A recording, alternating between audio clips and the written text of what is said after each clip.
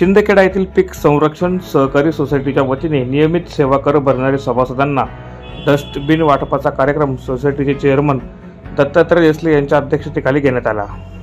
या प्रसंगी नगरपंचायतचे माजी विरोधी पक्षनेते Sunil Chaudhari, Raosaheb Rajendra Desale, Raosaheb Subhash Desale, chairman Dattatray Desale, vice chairman Yadav Marathe यांच्यासह पदाधिकारी उपस्थित होते।